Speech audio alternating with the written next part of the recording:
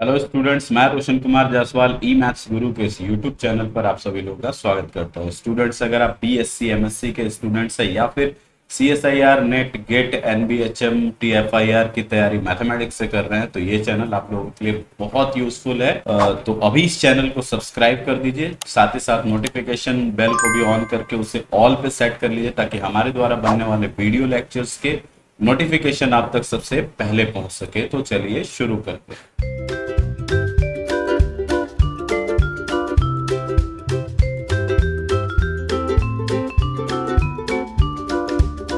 तो स्टूडेंट्स, जो हम लोगों का सीरीज चल रहा है जनरल एप्टीट्यूड का, ये सीएसआईआर नेट दिसंबर 2023 और गेट 2024 को ध्यान में रखकर है। ये अभी के लिए लेक्चर नंबर 31 है। लेक्चर नंबर 31 है। इसके पहले हमने 30 लेक्चर्स कवर किए हुए हैं डिफरेंट डिफरेंट टॉपिक्स पे, और बहुत क्रम से सब ऑर्डर में लेकर चले हम लोग। इन 30 में एक लेक्चर ऐसा भी है जो जून 2023 का एक्सप्लेनेशन है। जून 2023 के एग्जाम्स में जो भी क्वेश्चन पूछे गए उनको एक्सप्लेन किया गया है, तो आप उन्हें भी जा करके देख लीजिए, बहुत कुछ सीखने को मिलेगा। साथ ही साथ हमारे इस चैनल पर लीनियर अलजेब्रा की भी क्लासेस चली हुई हैं, 4-5 वीडियोस होंगी उस पे लीनियर अलजेब्रा के लिए, तो उन्हें भी आप जा करके देख सकते हैं। आपको बहुत कुछ सीखने को मिलेगा। स्टूडेंट, जब हम तैयारी कर रहे होते हैं तो हमें सबसे ज्यादा प्रॉब्लम होती है जिन चैप्टर्स में, उनमें से एक ये चैप्टर है परम्यूटेशन एंड कॉम्बिनेशन। इसके बाद दोबारा हम लोग को प्रॉब्लम होती है प्रोबेबिलिटी में। तो इन चैप्टर्स को हम लोग आज सुलझाने की कोशिश करेंगे। तो आइए शुरू करते हैं। ये मेरे बारे में है कुछ इंफॉर्मेशन। मैं असिस्टेंट टीचर के पोस्ट पे करेंटली वर्किंग हूँ मैथमेटिक्स के लिए। बाकी कुछ छोटे मोटे एग्जाम्स मैंने क्लियर किए हुए हैं, आप इन्हें देख सकते हैं स्क्रीन पे अपने।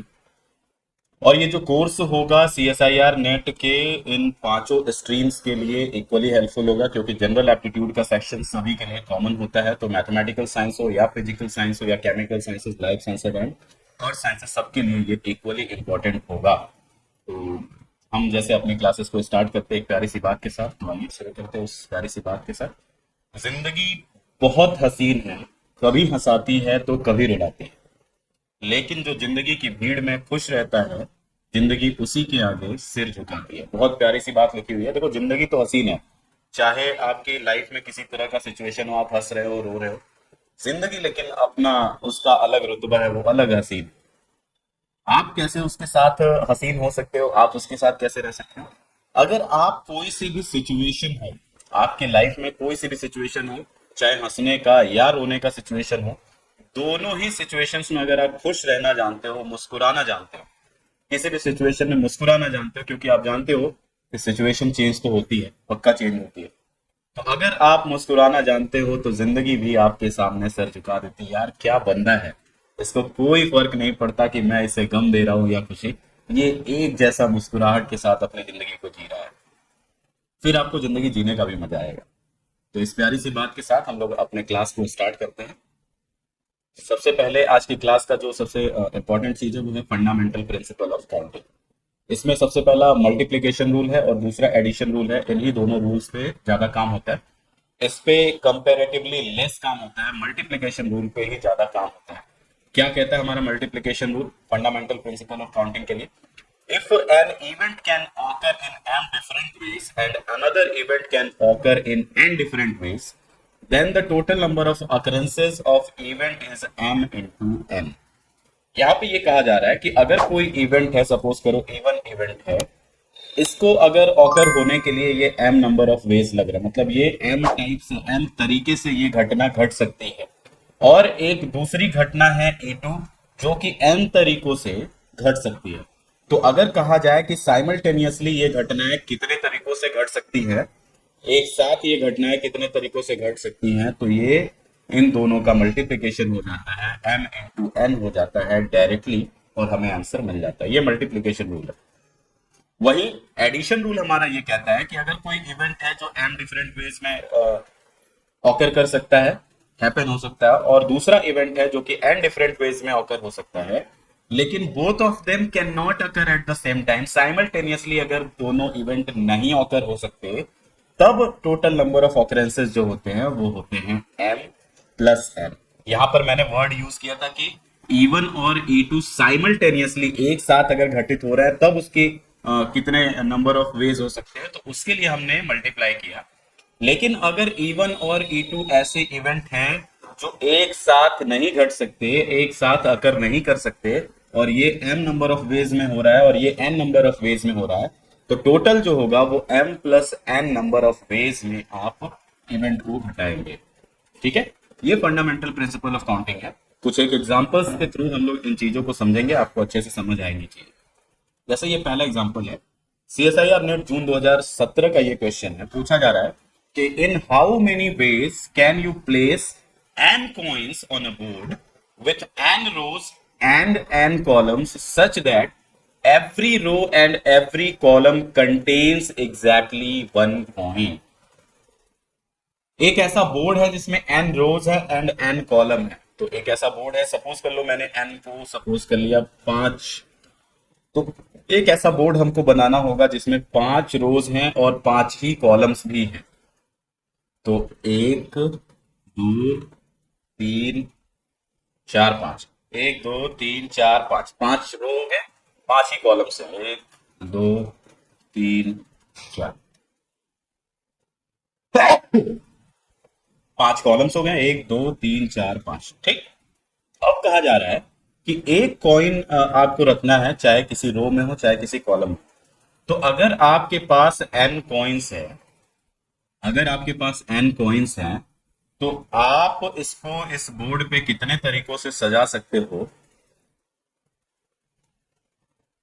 जिससे कि हर एक रो और हर एक कॉलम में केवल और केवल एक कॉइन हो। जैसे सपोज करो आपने यहां पर अगर कॉइन प्लेस कर दिया, ये कॉइन यहां पर आपने प्लेस कर दिया, तो इस रो का काम खत्म हो गया, इस रो में अब कोई कॉइन नहीं रखा जा सकता, और साथ ही साथ करस्पॉन्डिंग कॉलम ये रहा, इस कॉलम में भी कोई दूसरा कॉइन नहीं रखा जा सकता।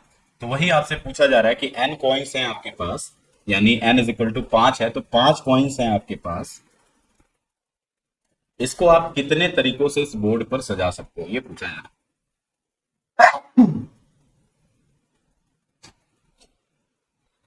ठीक है, यही क्वेश्चन है। अब यही क्वेश्चन है, तो इसको फंडामेंटल प्रिंसिपल ऑफ काउंटिंग से हम लोग कैसे कर सकते हैं। ये वैसे है तो बहुत सिंपल, जो मैथमेटिक्स के स्टूडेंट है वो समझ सकते हैं। परम्यूटेशन मैट्रिक्स, परम्यूटेशन मैट्रिक्स से समझ सकते हैं कि ये क्या बात हो रही है। परम्यूटेशन मैट्रिक्स ही है ये, बस वहां पे एंट्रीज हम लोग 0 और 1 रखते हैं, और यहां पर एंट्री हमें कॉइन की करानी है और कुछ भी नहीं रहेगा, बस इतना ही है। वहां पे भी होता है कि जहां 1 अगर आ गया किसी रो में या किसी कॉलम में, तो उस रो और कॉलम में दोबारा 1 नहीं आएगा, परम्यूटेशन मैट्रिक्स है ये, बाकी एंट्री 0 हो जाती है।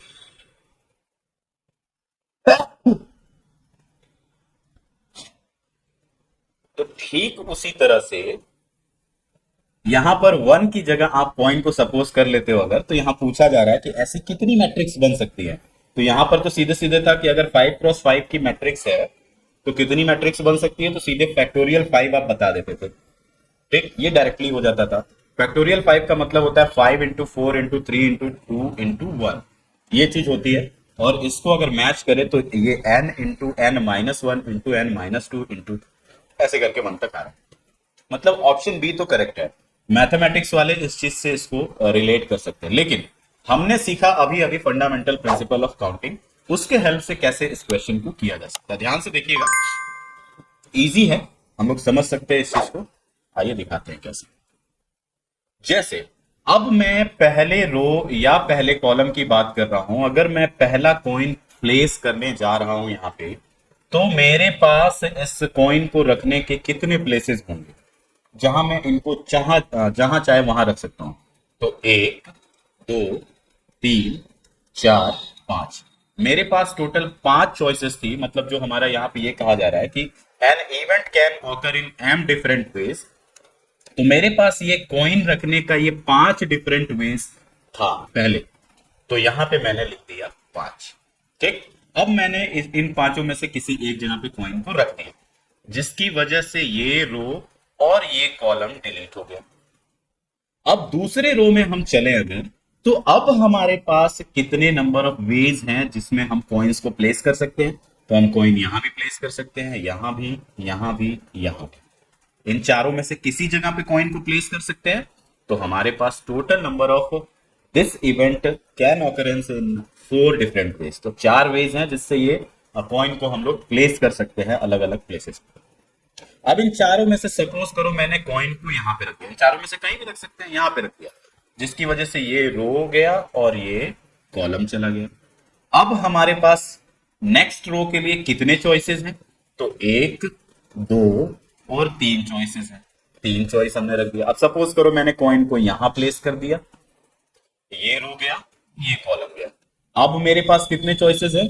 तो ये एक और ये दो, दो चॉइसेस हैं। तो यहां हमने दो चॉइस लिख दिया। इन दोनों में से किसी एक पे मैंने कॉइन को प्लेस कर दिया। सपोज करो यहां कॉइन को प्लेस कर दिया तो ये कॉलम गया, ये रो भी चला गया। अब मेरे पास केवल एक प्लेस है जहां पर मैं इस कॉइन को प्लेस कर सकता हूं और वो नंबर ऑफ वेज। तो पहले इवेंट के लिए 5 डिफरेंट वेज थे, दूसरे इवेंट के लिए 4, 3, 2, 1। ग्रेजुअली ये कम होते चलेगा। और आप देख रहे हो कॉइन्स को हमने प्लेस किया है, जिस रो में रख दिया उस रो में कोई कॉइन नहीं है और उस कॉलम में कोई कॉइन नहीं। इस रो में कोई कॉइन नहीं है, इस कॉलम में कोई कॉइन नहीं। जैसे इन्होंने प्लेस करने को कहा था वैसे कर दिया प्लेस। अब ये सारे अकरेंस एक साथ हो, इसके लिए फंडामेंटल प्रिंसिपल ऑफ काउंटिंग हमें बताती है कि इनको मल्टीप्लाई कर दिया जाए 3, 2, 1 और इससे मैच करता हुआ हमारा ऑप्शन ये है, करेक्ट हो जाता है। तो आई होप आपको फंडामेंटल प्रिंसिपल ऑफ काउंटिंग और ये क्वेश्चन के बीच का रिलेशन समझ में आया होगा, अच्छा लगा होगा। ये क्वेश्चन देखो, a mouse has to go from a point A to B. यहां पर हमारा है पॉइंट ए और यहां पर है हमारा पॉइंट बी। एक माउस को, एक चूहे को पॉइंट ए से पॉइंट बी पर जाना है without retracing any part of the path. किसी भी पाथ को, किसी रास्ते को दोहराए बिना जाना। नेवर मूविंग बैकवर्ड्स, पीछे भी नहीं घूम सकते, एक डायरेक्शन में जिधर चल दिए तो चल दिए।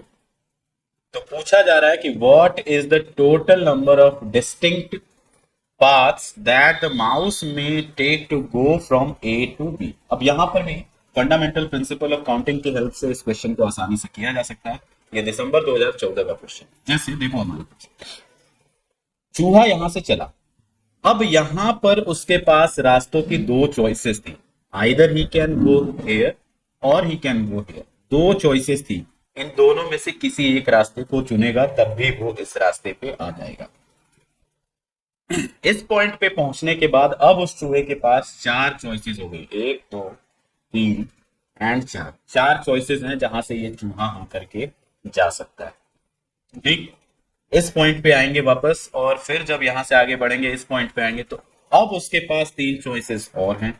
ये तीन चॉइसेस हैं जहां से वो जा सकता है। इस पॉइंट पे आया, फिर यहां से आगे बढ़ा, यहां से अगेन उसके पास दो चॉइसेस है, वो यहां से जा सकता है या यहां से जा सकता है, दो चॉइसेस अगेन है। उसके बाद वो फाइनली पॉइंट बी पर पहुंच जाएगा। अब इनमें से कोई भी रास्ता वो चुन सकता है एकदम इंडिपेंडेंटली, कोई प्रॉब्लम नहीं है, उसको कहीं से भी चुन सकता है। और एक बार किसी रास्ते को चुन लिया तो बैकवर्ड नहीं आना, ये भी इसने कह दिया। मतलब ये एक साथ घटित होने वाला इवेंट है, आप घटा सकते हो, कोई दिक्कत नहीं है। तो इसको simply fundamental principle of counting से अगर करें तो 2, 4, 3, 2 मल्टीप्लाई कर दिया जाए, 2 चौक के 8, तिरिक के 24, दूनी के 48, यानी टोटल 48 पाथ होंगे जिससे कि ये चूहा पॉइंट ए से पॉइंट बी पर पहुंच सकता है। So option B is correct. अब अगर आपको लग रहा है कि ये फंडामेंटल प्रिंसिपल ऑफ काउंटिंग लगाए ही क्यों, तो आप ये समझो, सपोज करो उसने पहला पाथ ये चूहा एक, अब इस एक पाथ के लिए ये यहां भी जा सकता था, यहां भी जा सकता था, यहां भी जा सकता था, यहां भी जा सकता था। ये चार चॉइसेस थी इसके पास, इस एक पाथ के लिए भी चार चॉइस थी यहां पर। इन चारों में से किसी एक को अगर ये लेता, सपोज करो पहले वाले को ही लिया, अगेन उसके पास यहां पर तीन चॉइसेस थी, इन तीनों में से किसी एक को ले सकता था। अगेन इनमें से किसी एक को लेता तो फिर से यहां पर उसके पास दो चॉइसेस थी, यहां इसने केवल एक चुना, उसके बाद 4, 12 दूनी 24 चॉइसेस हो गई इसके पास। तो 24 अगर एक के लिए है तो दूसरे के लिए भी 24 होगा, और 24 और 24 मिलकर के 48 रास्ते बन जाएंगे जिससे कि ये चूहा पॉइंट ए से पॉइंट बी तक जाएगा। तो ये फंडामेंटल प्रिंसिपल ऑफ काउंटिंग है। बहुत सारे क्वेश्चंस परम्यूटेशन एंड कॉम्बिनेशन के या प्रोबेबिलिटी के फंडामेंटल प्रिंसिपल ऑफ काउंटिंग से इजीली हो जाते हैं। बस जरूरत होती है हमें उन क्वेश्चंस को आइडेंटिफाई करने का और उसमें सही से सोचने का। तो आइए बढ़ते हैं परम्यूटेशन की तरफ कि क्या परम्यूटेशन कहता है। तो परम्यूटेशन कुछ और नहीं है, एन अरेंजमेंट और लिस्टिंग इन विच ऑर्डर और placement is important is called a permutation. मतलब अगर आपको कुछ ऑब्जेक्ट्स दिए गए और उनका अरेंजमेंट करने को कहा गया या उनकी लिस्टिंग करने को कहेगी, तो ये अरेंजमेंट या लिस्टिंग दो तरीके से की जा सकती है। या तो उसमें कोई ऑर्डर देना होगा कि भैया इसको पहले, उसको बाद में, उसको पहले, उसको बाद में, कुछ ऑर्डर होगा। या तो बस जस्ट आपको उन्हें अरेंज कर देना है बिना किसी ऑर्डर के, जस्ट अरेंज कर देना है। तो है तो अरेंजमेंट ही, चाहे परम्यूटेशन हो चाहे कॉम्बिनेशन हो, दोनों है अरेंजमेंट ही। लेकिन अगर अरेंजमेंट में ऑर्डर और प्लेसमेंट इंपॉर्टेंट हो जाता है, इंपॉर्टेंट रोल प्ले करता है, तो उसे हम कहते हैं परम्यूटेशन। जैसे ये एक ताला है हमारे पास जिसका कॉम्बिनेशन है हमारा 35, 5 और 15। तो क्या आप ये कह सकते हो कि ये कॉम्बिनेशन, मतलब कॉम्बिनेशन लॉक है, नाम कॉम्बिनेशन लॉक है, लेकिन देखो काम इसका क्या है। इस व्हील को आप 35, 5 और 15 इस ऑर्डर में सेट करोगे तभी ये लॉक ओपन होगा। तो क्या आप ये कह सकते हो कि 35, 5 और 15 या 15, 35 और 5 दोनों एक ही चीज है? बिल्कुल नहीं, ये दोनों एक ही चीज है, बिल्कुल भी नहीं है। क्योंकि नंबर्स तो भले ही इसमें सेम यूज हो रहे हैं, लेकिन इसका ऑर्डर 35 पहले, 5 उसके बाद, 15 उसके बाद। अगर आप ये ऑर्डर मिस करते हो, भले ही आपको नंबर से याद है, ये अगर ऑर्डर मिस करते हो तो आपका लॉक नहीं खुलेगा, खुलने में प्रॉब्लम आएगी। इसका मतलब जब लॉक को हम लोग खोलते हैं तो वहां पर ऑर्डर इंपॉर्टेंट होता है। ठीक उसी तरीके से जैसे सपोज करो 1 2 3 4 आपके एटीएम का पिन कोड है, तो नंबर्स तो यही 1 2 3 4 है। लेकिन क्या अगर आप इसको किसी डिफरेंट ऑर्डर में अगर डालते हो तो क्या वो एटीएम पिन एक्सेप्ट होता है? बिल्कुल भी नहीं होता। नंबर्स सेम खाली नहीं होने चाहिए, उसका ऑर्डर भी सेम होना चाहिए। मतलब ये सिंपली परम्यूटेशन है, ये अरेंजमेंट परम्यूटेशन है। ठीक है, एक आध एग्जांपल से और समझते हैं और क्लियर होगा हम लोगों को। जैसे एक मैनेजर है किसी कॉफी शॉप का, उसे दो एम्प्लॉयज को हायर करना है। एक तो वो काउंटर के लिए हायर करना चाह रहा है, दूसरा जो विंडो पे काम करे उसके लिए हायर करना चाह रहा है। अब इसके पास चार लोग आते हैं, सारा, मेगन, ट्रिसिया और जेफ। ये चार लोग अप्लाई करते हैं किसी जॉब के लिए। तो how many possible ways are there for the manager to place the applicants? अब इस मैनेजर के पास कितनी चॉइसेस है, कितने तरीके हैं जिससे कि ये इन दो पोस्ट को, यानी एक काउंटर का पोस्ट और एक ये विंडो के पोस्ट को फिलअप कर सके। कितने तरीकों से भर सकता है? तो कुल मिला के हमारे पास एक पोस्ट है काउंटर के लिए और दूसरा है ड्राइव थ्रू विंडो के लिए, मतलब दूसरा पोस्ट हमारा विंडो के लिए। अब ध्यान से समझिएगा, सारा, मेगन, ट्रीसिया और जेफ, इन चारों में से कोई भी काउंटर पे सेलेक्ट हो सकता है, कोई भी सेलेक्ट हो सकता है। सभी ने अप्लाई किया हुआ है, इन दोनों पोस्ट के लिए अप्लाई किया हुआ है। तो इन चारों में से कोई भी एक काउंटर के लिए सेलेक्ट हो सकता है। तो अब हमारे पास क्या क्या पॉसिबिलिटी बन सकती है? अगर सारा काउंटर के लिए सेलेक्ट होती है तो बाकी तीन जो बचे, मैगन, ट्रीसिया और जेफ, ये तीन ड्राइव थ्रू विंडो के लिए सेलेक्ट हो सकते हैं। इनके पास अब इस ड्राइव थ्रू विंडो के लिए ये तीन चॉइसेस होंगी। अगर मैगन हुआ सेलेक्ट काउंटर पे तो ये तीनों ट्रीसिया, जेफ और सारा विंडो के लिए हो जाएंगे। अगर ट्रीसिया हुए तो सारा, मेगन और जेफ यहां हो जाएंगे। और अगर जेफ काउंटर पे आया तो सारा, मेगन और ट्रीसिया विंडो पे आ जाएंगे। कहने का ये मतलब है कि या तो काउंटर और विंडो, अगर मैं बोलूं यहां पर CW ऐसे बोलूं, तो सारा और मेगन हो सकते हैं, या सारा और ट्रीसिया हो सकते हैं, या सारा और यहां पर जेफ हो सकते हैं। ये तीन पॉसिबिलिटीज हैं अगर सारा काउंटर पे बैठे तो तीन। ठीक उसी तरह से मेगन अगर है तो मेगन और ट्रीसिया, मेगन और जेफ, मेगन और सारा, ये हो सकते हैं। अब यहां पर MS और SM लिखा हुआ है तो इससे कंफ्यूज नहीं होना। SM और MS यहां पर बराबर नहीं है क्योंकि यहां ऑर्डर इंपॉर्टेंट है। यहां पर सारा जो है ये काउंटर पे बैठी हुई है और मेगन जो है विंडो पे है, जबकि इस वाले पोजीशन में मेगन जो है ये काउंटर पे हो गया और सारा जो है ये आपकी विंडो पे हो गया। तो दोनों एक चीजें नहीं है, order is important. I guess आपको समझ में आ रही होंगी चीजें अच्छे से, इसीलिए हर एक चीज का ग्राफ बना कर ले आया हूं ताकि आपको समझ आए। ठीक इसी तरीके से ट्रीसिया है तो ट्रीसिया और सारा, ट्रीसिया और मैगन, ट्रीसिया और जेफ, अगेन तीन तरीके हैं। और अगर जेफ काउंटर पे है तो जेफ और सारा, जेफ और मैगन और जेफ और ट्रीसिया, इनका कॉम्बिनेशन बन सकता है। तो ये टोटल 12 तरीके हमारे पास आए, ये टोटल 12 वेज हमारे पास आए जस्ट दो पोजीशंस को फील करने। इन दो पोजीशंस यानी काउंटर और विंडो वाले पोजीशन को फील करने के हमारे पास 12 तरीके हैं जिनसे हम इन दो पोजीशंस को फील कर सकते हैं। यानी मैनेजर जो है 12 तरीकों से इन दोनों पोजीशंस को फील कर सकता है। ठीक है, तो परम्यूटेशन में क्या होता है, जहां पे ऑर्डर इंपॉर्टेंट होता है, तो इसके पास 4 एप्लीकेंट्स आए थे जिसमें से इसको 2 एप्लीकेंट को चुनना था, ऑर्डर इंपॉर्टेंट था, एक काउंटर के लिए और एक विंडो के लिए। जब ऐसा हो जाए तो परम्यूटेशन को हम लोग बिल्कुल ऐसे दिखा सकते हैं, out of 4 we have to choose 2, ये सिंबल दिखाया जाता है परम्यूटेशन के लिए। तो 4 एप्लीकेंट्स में से 2 पोजीशंस को भरने के लिए हमारे पास इतने नंबर ऑफ वेज होते हैं। अभी इसको मैं सिंबलाइज करूंगा कि इसका क्या मीनिंग है, लेकिन अभी के लिए इतना जान लो कि 4p2 वेज होंगे जिसमें कि ये 2 पोजीशंस भरे जा सकते हैं। अब अच्छा, इसको अगर फंडामेंटल प्रिंसिपल ऑफ काउंटिंग से अगर करना हो तो कैसे करेंगे, और आसान हो जाएगा यार। देखो 2 पोजीशंस थे हमारे पास, ये 2 पोजीशंस हैं। एक पोजीशन पे हमको बैठाना है काउंटर और दूसरे पोजीशन पे हमारा है विंडो, 2 के लिए था और 4 एप्लीकेंट्स थे। तो इस पहले पोजीशन को कितने तरीकों से भरा जा सकता था, तो इन चारों में से किसी एक को लिया जा सकता था। तो मैंने 4 तरीके थे हमारे पास यहां भरने को, 4 भर दिए। अब यहां पर जब काउंटर पे एक सेलेक्ट हो जाता है तो बचते हैं केवल 3 एप्लीकेंट्स, और इस विंडो के पोजीशन को भरने के लिए हमारे पास फिर 3 तरीके हो जा सकते हैं, उन तीनों में से किसी एक को सेलेक्ट किया जा सकता है। तो 4 वेज हैं काउंटर पे बैठाने के लिए और 3 वेज हैं विंडो पे बैठाने के लिए। तो 4 इंटू 3 हो जाता है 12 वेज। वही यहाँ पर है कि ways to choose first employee is 4 and ways to choose second employee is 3, so we have total 12 ways, मतलब 4p2 की वैल्यू आएगी 12। ठीक है, वो यही 12 आउटकम्स है। तो अब जान लेते हैं कि ये इसका क्या मतलब होता है परम्यूटेशन में, कि अगर number of permutation of n object, अगर आपके पास n ऑब्जेक्ट है, सपोज करो n ऑब्जेक्ट है जिसमें से r ऑब्जेक्ट चुने जाने हैं, r ऑब्जेक्ट चुने जाने हैं, तो फिर इसको हम लोग, और यहां पर ऑर्डर इंपॉर्टेंट हो, चुने जाने में ऑर्डर इज इंपॉर्टेंट, अगर ऐसा होता है कि ऑर्डर इंपॉर्टेंट है तब इसको हम लोग डिनोट करते हैं npr से। n ऑब्जेक्ट में से r ऑब्जेक्ट को चुना जाना npr, और इसकी वैल्यू होती है factorial n upon n minus r factorial, ये इसकी वैल्यू होता है।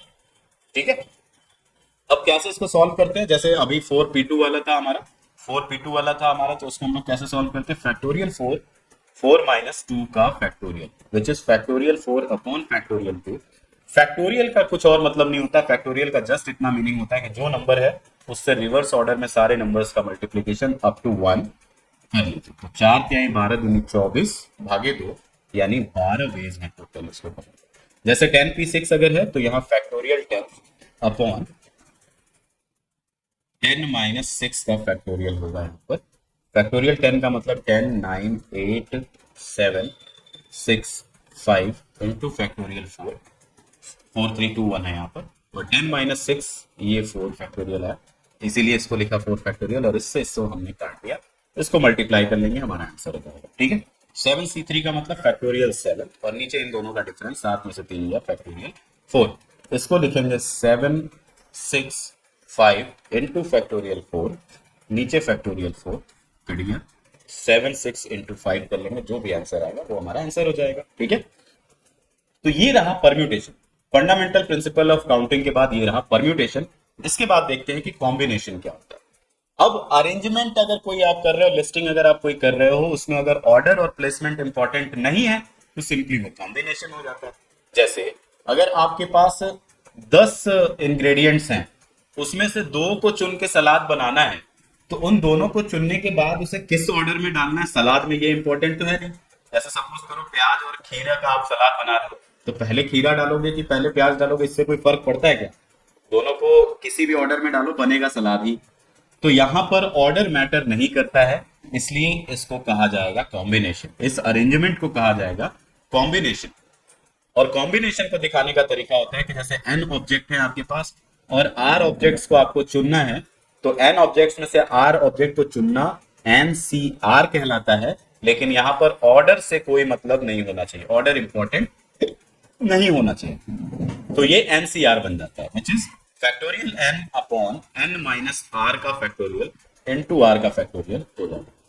अच्छा, इसमें और उसमें दोनों में एक रिलेशन है, उसको मैं बाद में आपको जरूर बताऊंगा। मतलब एनपीआर और एनसीआर में एक रिलेशन है, इसको बताया जाएगा आपको, क्योंकि दिख रहा होगा आपको ये चीज तो एनपीआर ही है ना। मतलब अगर यहीं से मैं कर दूं तो ये हो जाता है फैक्टोरियल आर इंटू एनसीआर जो होता है वो एनपीआर के इक्वल होता है। क्यों होता है इसका रीजन हम लोग फर्दर आगे डिस्कस करेंगे। लेकिन इस रिजल्ट का यूज, अभी तो हम लोग नेट और गेट की बात कर रहे हैं, लेकिन मैंने कहा था कि हमारा ये जो कोर्स डिजाइन होगा वो एसएससी के लिए भी इक्वली इंपॉर्टेंट होगा। तो इस रिजल्ट का यूज करके एसएससी में कई सारे क्वेश्चंस बने हुए, जिसको मैं आपको दिखाऊंगा कभी ना कभी। अभी के लिए बस इतना जान लो, लेकिन इसका रीजन मैं आपको बताऊंगा, ठीक है। तो चलिए आई कॉम्बिनेशन को कुछ एक एग्जांपल से देखते हैं। जैसे student of mister Varghese seminar class had to choose 4 out of 7 people who were nominated to serve on the student council। Mister Varghese की सेमिनार क्लास से 7 लोगों में से 4 लोगों को चुना जाना है जो कि स्टूडेंट काउंसिल में काम कर सके, छात्र संघ में काम कर सके, एक तरीके से कह सकते हो। तो पूछा जा रहा है कि how many different groups of students could be selected. कितने डिफरेंट ग्रुप्स इसमें सेलेक्ट किए जा सकते हैं, 7 में से 4 को ही चुनना है, और ऐसे कितने ग्रुप सेलेक्ट किए जा सकते हैं, ये आपसे क्वेश्चन पूछा जा रहा है। तो यहां पर the order in which students are chosen does not matter, so this situation represents a combination. क्यों नहीं मैटर कर रहा है यहां पर? वो इसलिए नहीं मैटर कर रहा है क्योंकि ऑर्डर कोई है ही नहीं इसमें। सभी के सभी चारों के चारों को स्टूडेंट काउंसिल में काम करना है। तो इन 7 में से किसी 4 को चुने और उन 4 को बस चुन लेना, उनको किसी ऑर्डर में नहीं लगाना कि इनकी ये पोस्ट है, इनकी ये पोस्ट है, ऐसा कुछ भी नहीं है। तो ये जो क्वेश्चन है ये कॉम्बिनेशन का क्वेश्चन है, ठीक है। इसे कॉम्बिनेशन का क्वेश्चन कहते हैं। और इसको अभी मैंने बताया था कि एनसीआर यानी 7 में से 4 को चुनना है, तो 7C4 से हम लोग इसको दिखाएंगे। और इसकी वैल्यू होगी factorial 7 upon factorial 3 into factorial 4 हो जाएगी ये। तो ये 7 इंटू 6 इंटू 5 इंटू फैक्टोरियल 4 है अपॉन फैक्टोरियल 4 यहाँ ऑलरेडी है, और इसका मतलब होता है 3 इंटू 2 इंटू 1। फैक्टोरियल 4 से फैक्टोरियल 4 गया, 3 से 3 2 6 गया, और 7 5 35 बेस है। 35 बेस है जिनसे कि आप इन 7 लोगों में से 4 लोगों को चुन सकते हो, ठीक है। ये इतने तरीके हैं। When working with permutation and combination, it is vital that you are able to distinguish when the counting order is important or not। इसीलिए परम्यूटेशन और कॉम्बिनेशन के सवालों पे काम करते समय ये जरूरी है कि आप ये समझ सकें, आप ये अंतर कर सकें कि कब ऑर्डर इंपॉर्टेंट है और कब ऑर्डर इंपॉर्टेंट नहीं है। तो ये सवाल आता है कि ये कैसे भैया हम करेंगे, तो इसका केवल और केवल एक ही तरीका है। इसको 3 तरीकों से आप कर सकते हो, और वो 3 तरीके हैं प्रैक्टिस, प्रैक्टिस और प्रैक्टिस, एंटरटेनमेंट, एंटरटेनमेंट। तो this is only recognisable after a considerable amount of practice. जब आप प्रैक्टिस ढेर सारी कर लेते हैं तब आपको ऑर्डर दिखने लग जाता है कि कहां पे ऑर्डर इंपॉर्टेंट है, कहां पे ऑर्डर इंपॉर्टेंट नहीं है। जैसे इसी क्वेश्चन में था, मिस्टर वर्गीस के सेमिनार से 7 लोगों में से 4 लोगों को चुनना था, ठीक है। तो order in which people are being chosen does not matter because position for which they are being chosen are the same. एक ही पोजीशन के लिए चारों लोग को चुनना था, कोई उसमें ऑर्डर नहीं था, इसलिए ये कॉम्बिनेशन का सवाल था। लेकिन अगर मिस्टर वर्गीस की क्लास से जो 4 लोग चुने जाने थे उनमें पोजीशंस तय कर दिए जाते कि प्रेसिडेंट है, वाइस प्रेसिडेंट है, सेक्रेटरी है और ट्रेजरर है, ये 4 पोजीशंस पे, डिफरेंट डिफरेंट पोजीशंस पे हमें चाहिए, तब ये परम्यूटेशन का सवाल हो जाता है। क्योंकि प्रेसिडेंट, वाइस प्रेसिडेंट, सेक्रेटरी और ट्रेजरर का सवाल हो जाता है, ये ट्रेजरर का सवाल हो जाता, फिर आपको इन चारों पोजीशंस को फिलअप करना होता, और ये बन जाता परम्यूटेशन का सवाल। और इसकी वैल्यू हो जाती 7P4, ये चीज यानी फैक्टोरियल 7 इंटू फैक्टोरियल 3, ठीक है। और या simply fundamental principle of counting से तो 7 लोगों को चुन सकते हैं प्रेसिडेंट के लिए, एक यहां चुना गया तो 6 यहां, 5 यहां और 4। तो इतने तरीकों से 20 चौक के 5 चौक के 20, 6 120, 12 7 84, यानी 840 तरीकों से ये पोस्ट भरी जा सकती है, ठीक है। तो ये तरीका था हमारे पास, ये कॉम्बिनेशन और परम्यूटेशन को पहचानने के तरीके थे जिससे आप उनके सवालों को हल कर सकते हैं। अब आइए कुछ सवालों को देखते हैं जो इन्हीं पे डायरेक्टली पूछे गए हैं। जैसे तो आइए देखते हैं, ये जून 2018 का क्वेश्चन जो पूछा गया है। From a group of 40 players a cricket team of 11 players is chosen, then one of the 11 is chosen as the captain of team. The total number of ways this can be done is, where m n below means, ये जो options आपको given है इस symbol में given है, तो symbol का मतलब बता रहा है कि m और n यहाँ पर अगर लिखा हुआ है तो n object can be chosen from m object. अगर m ऑब्जेक्ट आपके पास है और उसमें से अगर आप n ऑब्जेक्ट चूज करते हो तो ये आपका तरीका होगा इसको दिखाने का, ऐसे m और n। अब यहाँ पर आपके पास 40 प्लेयर्स थे, यहाँ पर दो चीजें हो रही हैं। 40 प्लेयर्स थे आपके पास जिसमें से पहले आपको 11 प्लेयर्स को चुन के एक क्रिकेट टीम बना देनी थी, तो जस्ट चूज करना था। तो यहाँ से हम लोग 40 में से 11 को चुनते हैं, तो ठीक इस तरीके का हम लोग दिखा सकते हैं हिसाब किताब। दूसरी चीज यहाँ पे ये थी कि इस 11 में से हमको एक कैप्टन चुनना था। इस 11 में से एक कैप्टन चुनना मतलब 11C1 हो गया। ये दो चीजें हो गई, पहले 40 में से 11 को चुना ये चीज, और उस 11 में से एक को चुना, ये दोनों चीजें साइमल्टेनियसली हो रही हैं, इसलिए इसको मल्टीप्लाई कर देंगे। और 11C1 का मतलब होता है 11 factorial upon 10 factorial into 1 factorial, और ये 40 और 11 है। ये 11 फैक्टोरियल में से 10 फैक्टोरियल को अगर हटा दें तो ये 11 इंटू 40 11 हो जाएगा, यानी ऑप्शन बी करेक्ट हो जाएगा। ठीक है,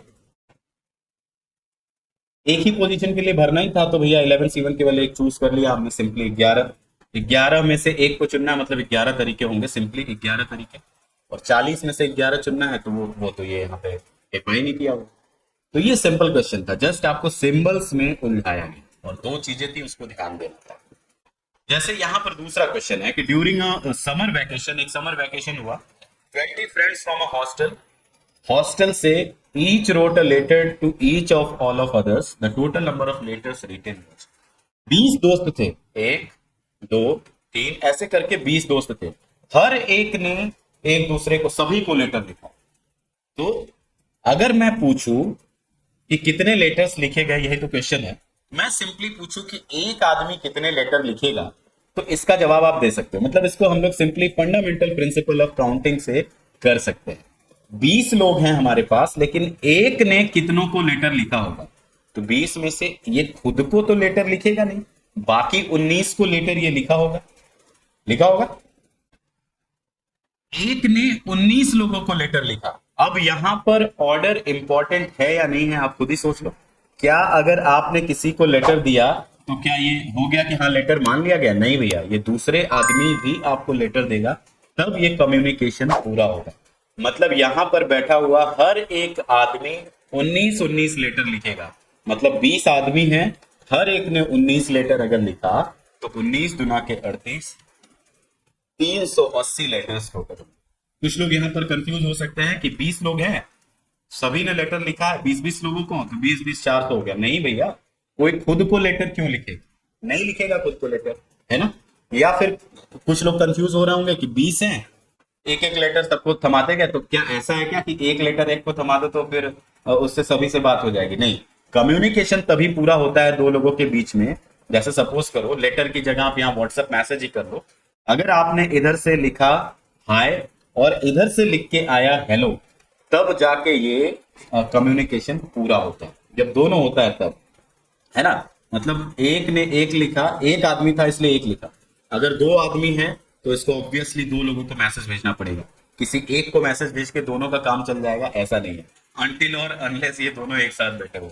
यहाँ पर क्लियरली कहा गया कि समर वैकेशन है और समर वैकेशन में जनरली सभी बच्चे अपने अपने घर को चले जाते हैं, तो ऐसा मान के चलते हैं। ठीक है, ये चीज थी। तो 20 लोगों ने लेटर लिखा और हर एक ने 19 लेटर लिखे, तो टोटल हमारे पास 380 लेटर्स बनते हैं, जो कि हमने यहां पर लिख दिए 380 लेटर। जैसे ये क्वेश्चन दिसंबर 2018 का क्वेश्चन है, हाउ मेनी डिफरेंट की स्पेलिंग को थोड़ा माइंड करिएगा, गलत हो गया। Salads can be made from cauliflower, tomatoes, भैया आज के डेट में तो नहीं डाला जा सकता टोमेटोज को, तो tomatoes, onions, potatoes and carrots. Cauliflower, tomato, onion, potato और कैरेट इन 5 चीजों से मिला करके कितने डिफरेंट सलाड्स बन सकते हैं, इसी पे चर्चा हो रही है। ठीक है, तो यहां पर हर एक सलाद के पास दो चॉइसेस हैं। दो चॉइसेस हैं, वो दो चॉइसेस क्या है? या तो ये सलाद में जाएगा यस, या तो ये सलाद में जाएगा नो। इसको हम लोग फंडामेंटल प्रिंसिपल ऑफ काउंटिंग से करने की कोशिश कर रहे हैं। अभी दूसरे तरीके से भी बताएंगे हम।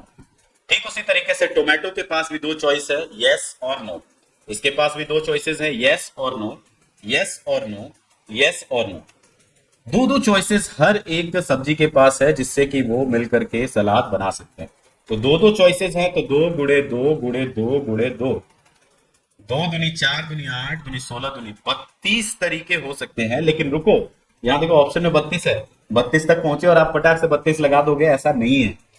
इसमें एक तरीका ऐसा होगा जहां सलाद बनेगा ही नहीं। वो तरीका क्या होगा? अगर सभी ने नो चुन लिया, सभी सब्जियों ने मना कर दिया कि हम आपकी सलाद में नहीं जाएंगे, तो अगर कोई गया ही नहीं तो सलाद बनेगा ही नहीं।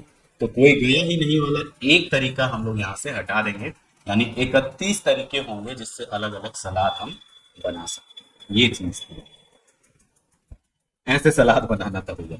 सिंपली फिर से मैं बोलूं कि हर एक सब्जी के पास दो चॉइसेस थी कि इसे सलाद में डालें या ना डालें। दो ही चॉइसेस थी, सबके पास दो दो चॉइसेस थी। अगर 5 सब्जियां तो दो दुनी चार दुनी आठ दुनी 16 दुनी 32 चॉइसेस हो गई टोटल। लेकिन उन 32 में से अगर सभी सब्जियों ने एक तरीका ये भी था कि सभी सब्जियों ने मना कर दिया कि हम जाएंगे ही नहीं, तो जाएंगे ही नहीं तो सलाद बनेगा ही नहीं, तो क्वेश्चन ही खत्म हो जाएगा। तो उस एक तरीके को माइनस कर दिए, तो 31 तरीके यानी 31 डिफरेंट सलाद हमारे बने। अब इसको दूसरे तरीके से कैसे कर सकते हैं? तो कॉम्बिनेशन वाले तरीके से किया जा सकता है। आगे सलाद है तो किस ऑर्डर में डाले ये तो फर्क पड़ता नहीं है, आप कितनों को चूज कर रहे हैं सलाद बनाने के लिए, ये फर्क पड़ता है इससे। जैसे 5 में से एक को ही लिया हमने, सलाद बना दी। 5 में से 2 को लेके सलाद बनाया, 5 में से 3 को लेके सलाद बनाया, 5 में से 4 को लेके सलाद बनाया, और 5 के पांचों को लेकर सलाद बनाया। ये तरीके हैं, लेकिन ये साइमल्टेनियसली तो होंगे नहीं, ये दो सारे अलग अलग हैं। तो इसको हम प्लस करेंगे। ये फंडामेंटल प्रिंसिपल ऑफ काउंटिंग ही है, लेकिन ये प्लस वाला, ऐड वाला एक साथ नहीं होगा। तो 5C1 की वैल्यू होती है 5, 5C2 की वैल्यू होती है 5 factorial upon factorial 3 factorial 2, 5 into 4 factorial 3 गया, और ये हुआ 2 से डिवाइड कर दिए तो 5 गुने के 10, ये 10 है। 5C3 की वैल्यू भी 5C2 के बराबर होती है। इसको आप समझ सकते हो इससे कि NCR की जो वैल्यू होती है वो NCN माइनस आर के बराबर ही होती है। तो उससे अगर आप करोगे तो ये बराबर ही मिलेगी 10। 5C4 की वैल्यू ठीक इसी तरीके से 5C1 के बराबर होगी, तो 5, और 5C5 की वैल्यू होती है 1। इसको प्लस कर लिया था, 10 10 20 10 30 और 8 31। ये 31 डिफरेंट सलाड्स बनेंगे। ठीक है,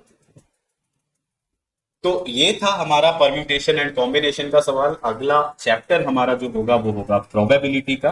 प्रोबेबिलिटी के क्वेश्चंस को हम लोग करेंगे। ठीक है, तो आज की क्लास में इतना ही। कैसी लगी आपको क्लास? कमेंट करके जरूर बताइए, क्लास को लाइक करके जरूर जाइएगा, और अपने नीडी दोस्तों के साथ इन वीडियोस को शेयर भी जरूर करिए, ताकि हमारे चैनल को भी सपोर्ट मिलता रहे। मिलते हैं नेक्स्ट वीडियो के अंदर, तब तक के लिए आप सभी लोगों को थैंक यू।